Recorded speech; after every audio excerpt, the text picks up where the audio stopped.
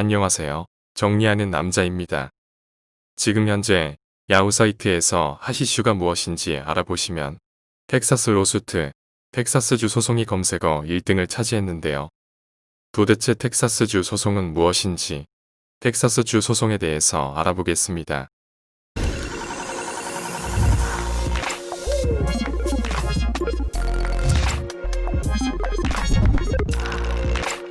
미국 대선 이후 트럼프가 이미 10개 주에서 66개 이상 소송이 접수되었고 이미 30개가 끝나고 대법원에서 트럼프가 소송한 펜실베니아, 아리조나 선거 소송이 기각되었습니다. 즉, 대세가 바이든 쪽으로 흐르고 있는 상황입니다. 그런데 이에 텍사스주 법무부 장관이 이 4개의 주, 펜실베이니아, 조지아, 위스콘신, 미시간주에서 대선 결과를 무효로 해달라고 연방대법원에 소송을 냈습니다.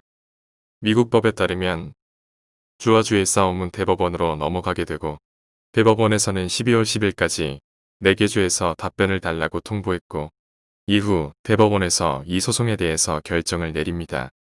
트럼프가 주장하는 부정선거는 크게 3가지 포인트입니다. 1. 불법 절차. 투표용지가 어떻게 들어왔는지도 모르고 개표 중 공화당 참관인들이 쫓겨나고 이유 없이 개표 중단 후 다시 개표하고 투표용지가 너무 깨끗하다. 그 이유인즉슨 우편투표를 했으면 투표 후 접어서 동봉을 했을 것인데 그러한 흔적이 없고 이러한 우편투표 종이가 너무 많고 그중 99%가 바이든 표이다. 2. 개표기계 문제. 사용자가 사용법을 잘 모른다. 개표기계 조사를 했는데 96,600표를 반대로 읽었다. 투표용지가 걸렸을 때 새로 시작해야 되는데 그 뒤로 어떻게 되는지 알 수가 없다. 투표용지를 보관해야 되는데 현재 어디 있는지 알 수가 없다. 3. 가짜 투표용지. 아리조나 경우 전문가가 조사를 했는데 12에서 30만 표 유권자 아닌 사람이 투표를 했다. 조지아의 경우 4만 표 정도가 불법적으로 나왔다라는 전문가 의견이 있다. 펜실베니아의 경우 28만 표가 우체국에서 갖고 오는 사이 없어졌다는 주장과 함께 수만 장의 투표용지가 유권자에게 발송 날짜보다 먼저 들어왔다.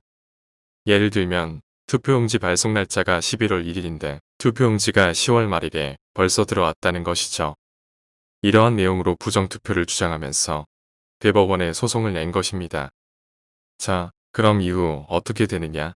만일에 대법원에서 부정투표가 너무 많아서 결과에 의구심이 있다고 인정할 경우 각 주 의회에서 투표권을 결정할 수가 있습니다. 2000년 부시와 부통령 사이에 문제가 있을 때 플로리다주 의회가 부시에게 선거인단에 투표를 결정한 사례가 있습니다. 펜실베이니아, 조지아, 위스콘신, 미시간주는 현재 공화당이 상원, 하원을 잡고 있습니다. 따라서 4개 주 주의회가 투표를 결정할 수 있습니다. 현재는 여론과 여러가지 상황, 그리고 자신들의 재선 문제로 주저하고 있는데 만일 대법원에서 선거 결과에 대해서 믿을 수 없다는 결과를 내면 4개 주 의회에서 힘을 얻고 이를 결정할 수가 있습니다. 현재 트럼프는 선거인단이 39표 모자란 상황입니다. 그러나 4개 주 선거인단 합이 62표입니다. 이 중 잘해서 3군데만 돌아서도 트럼프가 당선되게 됩니다. 현재 연방대법원의 대법관 9명 가운데 6명이 우파 성향 인물이며 이 가운데 3명이 트럼프 정부에서 임명됐다고 합니다. 연방대법원에서 부정선거를 인정하면 사태가 어떻게 흐를지 아무도 알 수 없는 상황입니다. 그러나 한편으로는 이미 연방대법원에서는 펜실베니아주 선거 결과에 대한 트럼프의 소송을 단 한 줄로 기각했습니다.